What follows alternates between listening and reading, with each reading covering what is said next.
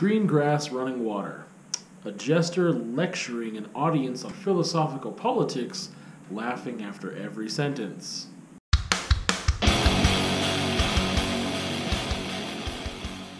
Alright, Green Grass Running Water. It is a trickster novel. A little bit satirical, a little bit political. I would say throw it in the genfic pile as well. Written by Thomas King, released in 1993. I'm going to tell you a little bit about how I came upon it before I tell you a little bit about it in general. So, admittedly, right off the bat, I'm going to tell you this is not for me. It's not really, just not for me. I'm not the target audience. We'll get to that in a bit. I have this book because I was going to say, let me interrupt myself how many more times. It's not for me, and I never would have bought it. Sometimes I buy a book because it seems really cool, and I think it'll be for me, and then it's not for me, and mistakes happen, and there you go. Whatever, right? Trial and error sometimes, or sometimes what's on the back makes it sound super cool and up my alley, and it's just not. However, this was a book that I needed to buy as a textbook for a class called Literary Uses of Mythology, taught by the great Jesse, and I think his last name is with an S, but I can't remember his last name right now. But he was an instructor, professor, if you will, at the University of Saskatchewan. Great teacher, instructor, professor, just sick, awesome. I never read that book when I was supposed to, sorry. But that is the reason I have the book. It was for that class, and I didn't read it. And that's on me. But also why I needed to retake that class. I didn't read a lot of what I was supposed to read in that class and ended up dropping and taking it again later. Anyway, so that's the reason I have the book. I decided after like 10 years later or whatever, after having it, you know what, maybe I'll give it a shot. Maybe I'll read it now. And so I did that this past year. It is ambiguous, confusing, challenging, nonsense, and smart. So there you go. I'm going to read you my review that I wrote of it as soon as I was done reading it, because there has been a few months since then, but I will read you that review. So, Green Grass Running Water. Where are you? There we are. I am admittedly not the target audience for this book. I own it because it was a text for the Literary Uses of Mythology course I took in university many years ago, which I've already explained. I finally got around to reading it now. This all could have been omitted. My bad. King, the author, says that satire comes from mistrust. That's evident. What isn't apparent is who the target audience really is. The book is well written. It is a good contemporary read that's mostly a smooth read, albeit with consistent interruptions and interludes that seemingly make no sense but more likely are just over my head. The book takes place in Southern Alberta and tells a contemporary story that questions traditions but at times in a very indirect way. There's a heavy reliance on Coyote to be a trickster, and a lot of the nonsense that is written seems to be irrelevant. Names seem to be significant, but half the time they aren't made clear as to why or what we're supposed to get from it. The satire oozes from the page, and the important questions and challenges about indigenous peoples in Canada are also obvious, as well as relations to tradition and questions of why. But there's enough disjointedness to make me wonder what I'm missing, and if I'm missing it, or if it's just fluff. So, to unpack that a bit, with what I said at the very beginning and what I just read in the review, there's a lot of politics going on here. It is a satire. It is a trickster novel, which I've never read another trickster novel that I can think of.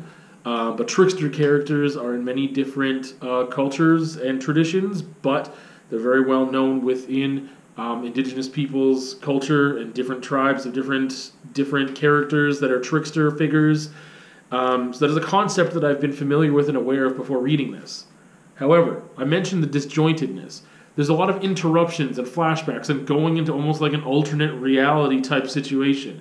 It was based in contemporary times, though, So, I mean, it was written in the early 90s, and a lot of it is based in that general time frame, but then it kind of cuts back and forth between other things and different characters, and there's a lot of names thrown in there that I wasn't aware of. That if I looked up all of them, I'd probably be more knowledgeable about what's happening here, but I feel like you'd have to have a certain amount of knowledge going into this to really get all of it.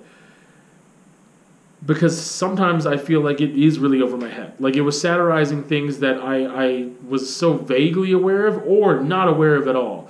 That, like, just names of certain characters were very significant and they pointed towards figures that were real people or are real people still, and that if you had that frame of reference, you would have been able to draw the parallels and understand the symbolism. But I didn't. Some of these were just politicians of the time. U.S. and Canadian politicians.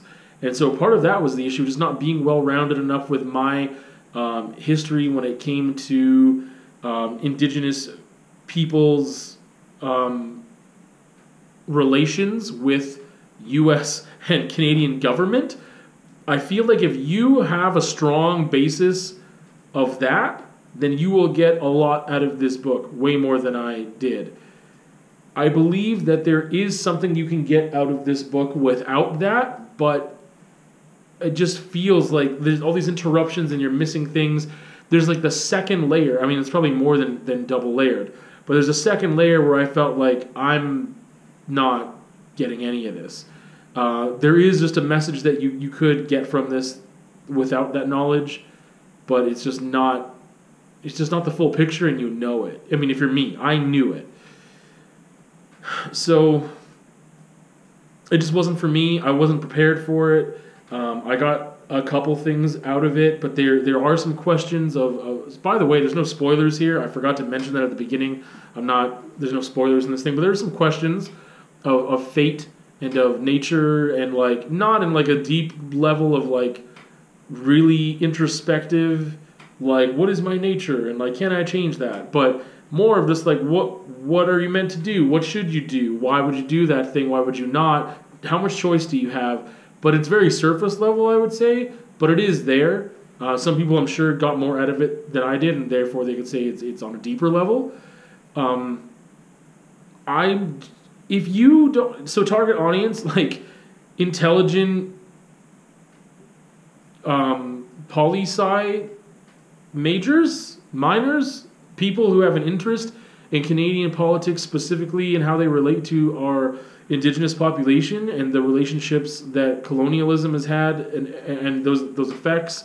Like, if you are very knowledgeable about that kind of thing and you just enjoy satire and trickster figures and stuff like that, then sure. If you're a history major, if you have a lot of Canadian history knowledge, again, some of it is just U.S. too. Like, just the relationship with North American indigenous peoples and the government and colonialism.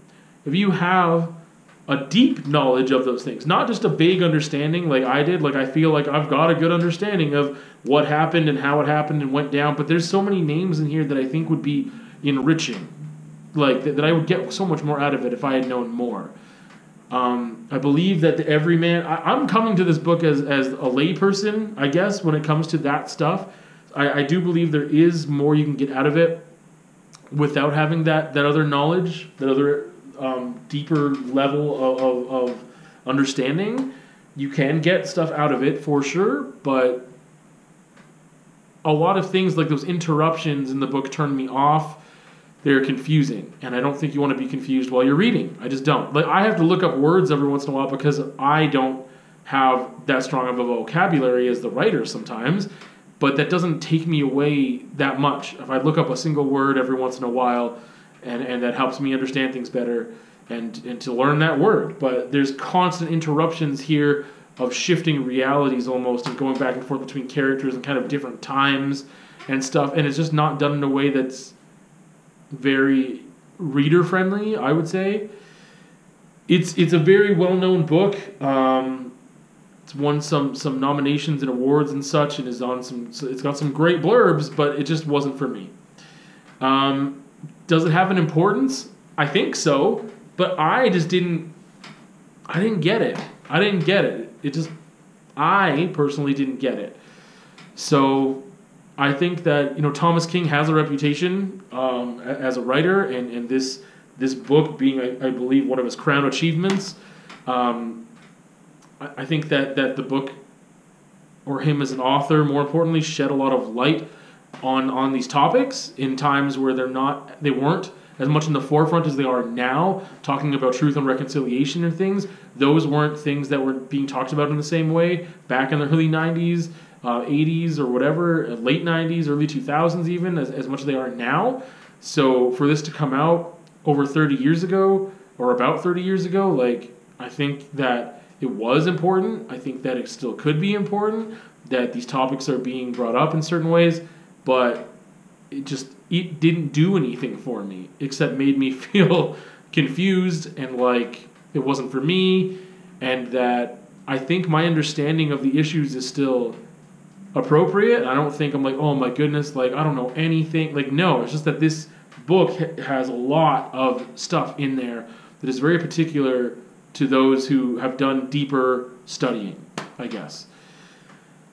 Shelf placement. Where are you on the shelf? Low. I'm not going to read it again. I don't really have a reason to. I don't think I'd get rid of it. Again, my personal library, I want to keep stuff in there that I believe is valuable to someone. You could say any book is valuable to someone, but there are some that I'm like, no, that's trash. We're going to toss that right in the bin.